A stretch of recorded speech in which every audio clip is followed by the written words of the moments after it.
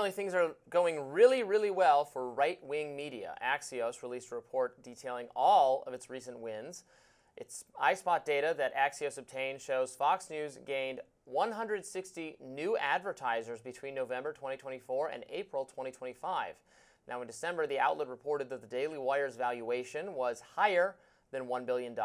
Truth Social, Rumble, Newsmax are publicly trading on values higher than $2 billion, which is more than their actual 2024 revenues. Some other highlights for conservative media include Tucker Carlson raising $15 million for his media company in 2023.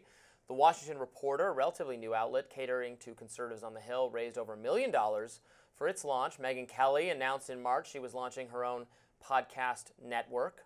Meanwhile, Trump has been in an intense legal battle with legacy media outlets, as we talked about often. Trump banned the AP from the White House press pool over the outlet not using, quote, Gulf of America in their news copy. Trump also filed a lawsuit against 60 Minutes in October. He says the outlet deceptively edited their then presidential candidate Kamala Harris' answers to make her look better.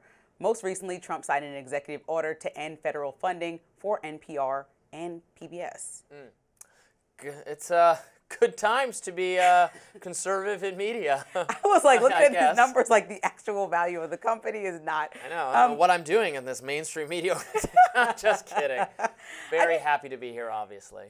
So I think that there was a time in politics where, you know, things came about. Fox News came about, MSNBC came about in the late 90s, and I think that was a surge in like two sides. And then we started to see people didn't know how to maybe differentiate between analysis and actual news reporting. But what I think that Trump is doing is not about fairness to actual organizations like NPR, like AP. These are news reporting organizations. And yes, people get it wrong. We talked about this before. But I don't think that means that he needs to kick legacy media out, constantly sue legacy media. It is a good sign that there's more voices in the room. I'm always a fan of more voices. But I think we need to be clear about which ones are actually just people in their living room with good followings and opinions, and people who actually took the time to read a story and understand a policy and have a real thoughtful discussion about it and analysis behind it.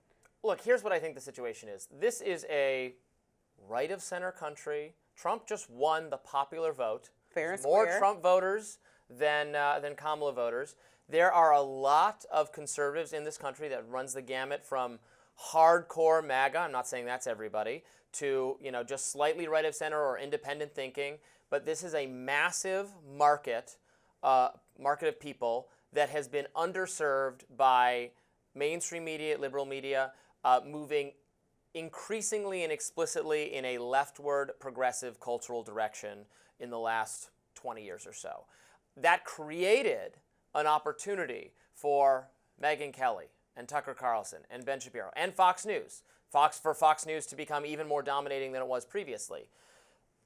That's because people want to hear a right-leaning perspective that got increasingly shut out of CNN and MSNBC and the New York Times. The New York Times has 4 conservative opinion columnists.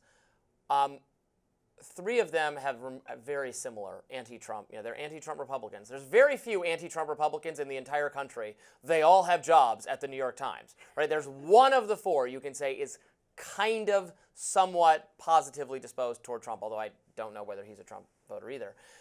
That is the kind of representation the mainstream media has given to conservatives, a false representation, a representation that doesn't actually represent them. And so there was this tremendous opportunity for people like the people I just mentioned to speak to an audience and attract advertisers and subscribers and make money.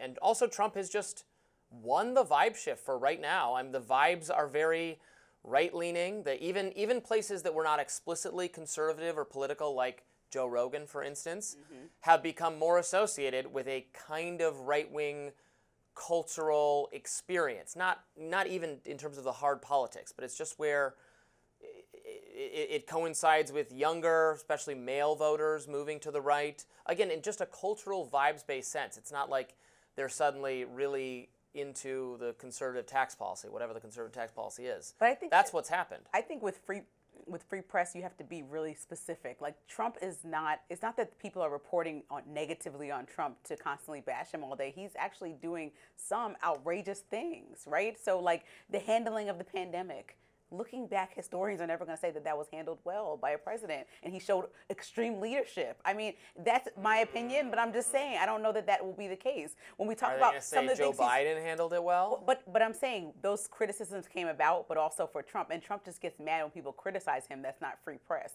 Like, you're going to have bad press, and he's done and said things that are a little bit intense and extreme for our historical politician.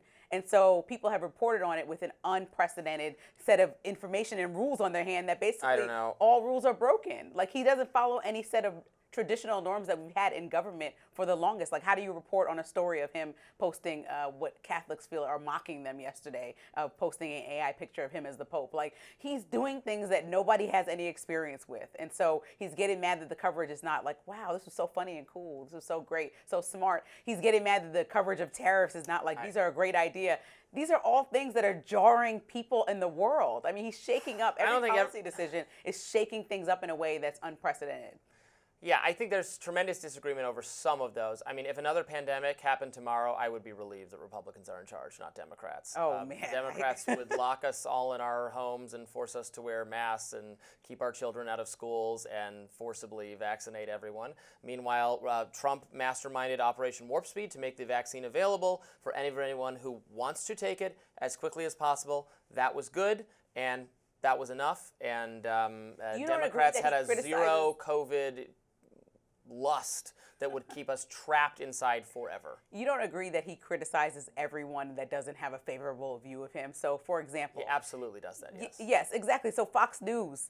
Yes. He criticizes Fox News. He criticized them most recently because their poll said he wasn't doing a good job. Right. That pollster is the worst. Like, this is a man who's leading our country and also telling us that the news, he coined pretty much fake news. He's making people intentionally not believe trustworthy outlets like 60 Minutes, like suing ABC. Like, yes, for trustworthy? Sure. Trustworthy because 60 Minutes does in-depth reporting. He's trying to make the American public, or at least those people who feel left out, feel like it's all lies. And those are two separate conversations. Well, so then when you say all lies, yeah, then you lose me. I don't think it's all lies. I think, or maybe, and lies is not even the right word. I think it is ideologically driven and advances an agenda that I don't subscribe to, and is sometimes quite wrong or misses important stories and is biased in some way. Yes, all lies is too strong. That is a fair criticism of Trump. Trump exaggerates. Trump routinely, turns the dial up to 11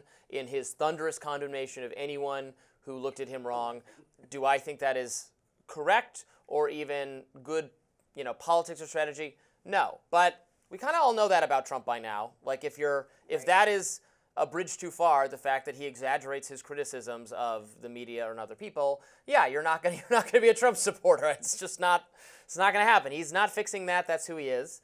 But that doesn't mean that that doesn't mean there isn't a tremendous there are other aspects of Trumpism that a whole lot of Americans, the majority of Americans, like and wanted, and they felt underserved by what Democrats and the mainstream media were offering, and that also the mainstream media became synonymous with the Democratic Party, right? We could go back to a time where the media wasn't so, or it didn't have the perception of being, so much on one side or the other. Now all of our elite institutions feel like they're lined up against conservatives, the GOP, Trump, etc. The scary thing is that Trump might say things in jest, or might say big ideas that he doesn't plan on following through, but he actually has the power to try to follow through. So he tried to throw AP out of the press room. He could try to technically ban New York Times and every journalist that would criticize him because he doesn't like the criticism. So the same person that doesn't want any bad reporting about him is the same person that tried to test the limits of his power to throw people out of fair reporting on the overall presidency. And as I said, people do Joe Biden didn't have to do this because no one was daring to do bad reporting on his side. I mean, that's the difference. There was no one even trying to do bad reporting. There was plenty of reporting. We can debate this all day. There was plenty of reporting on Joe Biden. I think people did not know. And when people figured it out, there is still to this day articles this week about Joe Biden covering up his decline and his team. Well, now we know. We had this discussion in my radar as well today. You should check that out if you missed it. Up next, a lab experimentation on beagles has been ended after 40 years. I'm grateful. We'll talk about it. Stay tuned.